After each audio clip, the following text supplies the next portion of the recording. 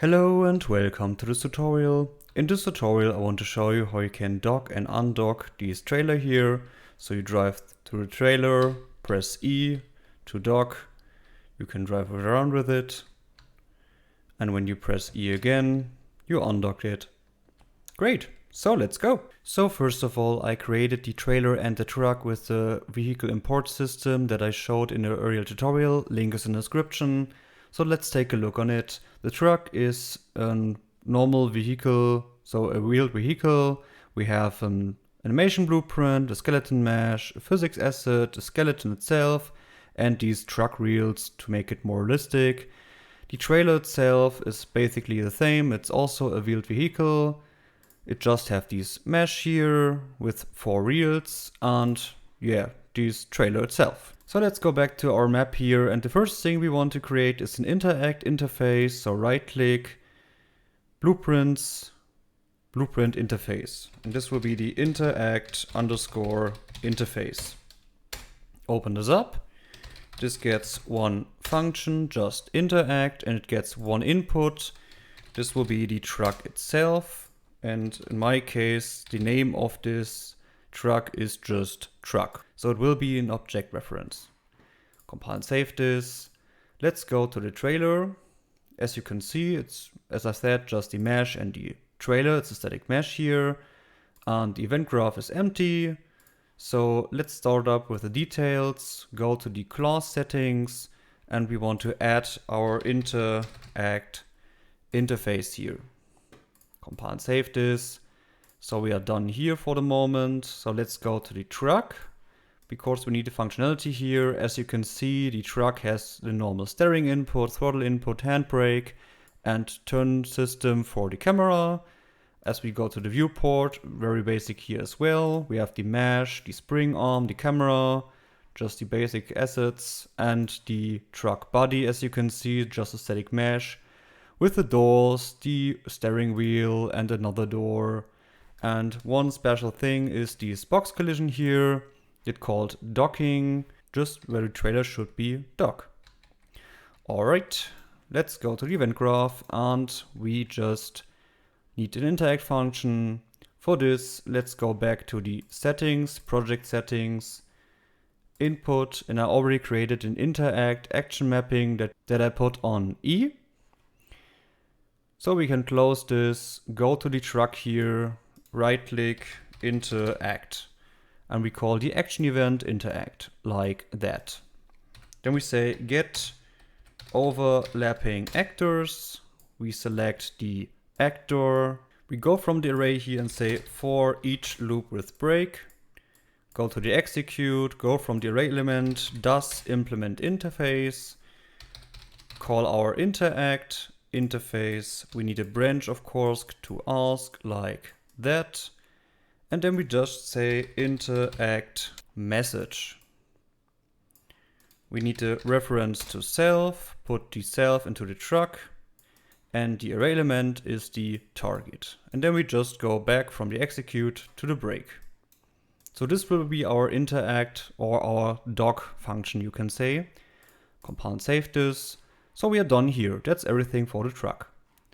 So we can close the truck. Let's go to the trailer, because here is the most functionality of the system. First of all, we need 2 more variables. The first one will be can dock, and the second one is try dock. Then we need an text render here. Just call this dock text, for example, and I just write press E to dock. Let's place this up here. Just for example, you can place it wherever you want. This is just to help the player to see that he is able to dock the trailer, like that. And of course, for the begin, we make it invisible.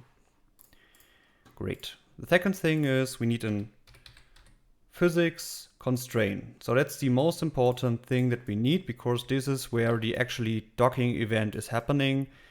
Let's put this right under the trailer here, wherever you want. Let's do this right here, I would say. Then we go again, add component, box collision, place this above the mesh here, and this will be the trigger. Put this as well where the constraint is. Make this a little bit bigger here, like that. Great. Has to be right under the constraint. Let's go to the physics constraint, and we have to change just a few things here. When we go down here, we have these angular limits. And this is important for later that the trailer is not flipping around, so it has to move with the truck, of course.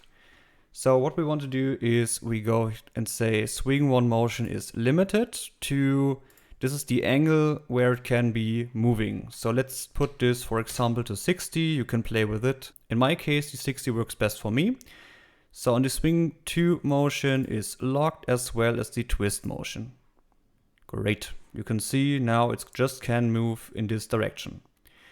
So we are done here as well. So let's set up the functionality. We go back to the event graph, select our trigger, so our box collision, and hit the begin overlap as well as the end overlap.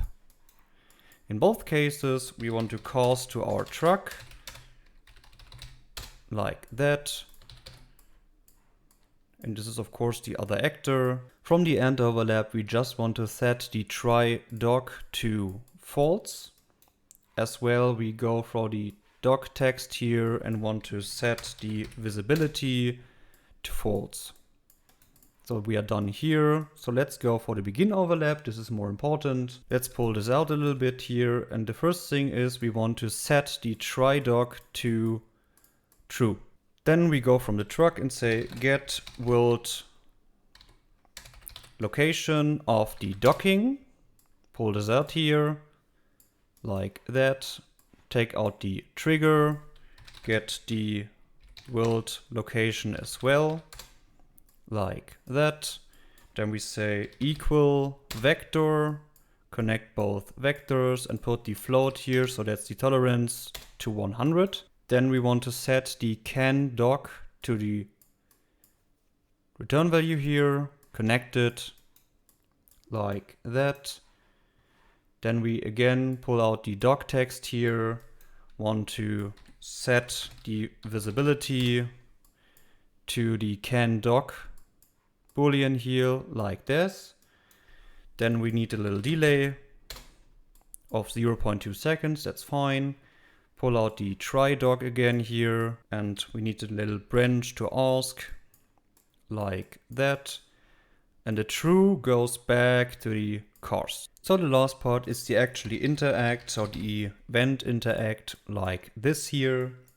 We take out the can doc boolean, get it, need a branch to ask if we are able to dock. We need a flip-flop here on a true case. We take out the physics constraint.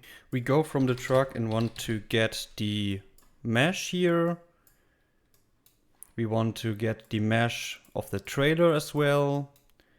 And we want to get the vehicle movement of the trailer, like this.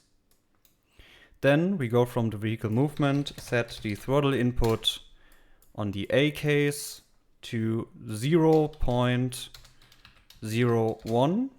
Copy and paste this down here. That's the B case as well. So we connect it here and put this back to 0. We go from the physics constraint and say set constraint components. Connect the mesh of the truck, the first component, and the mesh to the second component down here, and type in root in both cases here like this.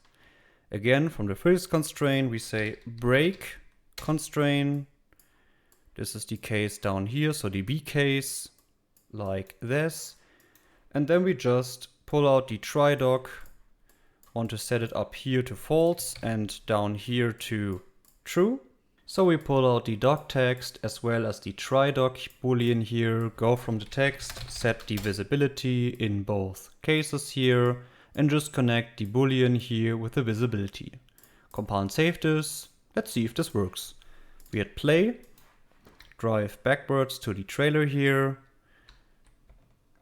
you can see the text appears. When we drive forward, it disappears again. We drive backwards, it appears again. We press E to dock it. When we drive forward, the trailer follows us here.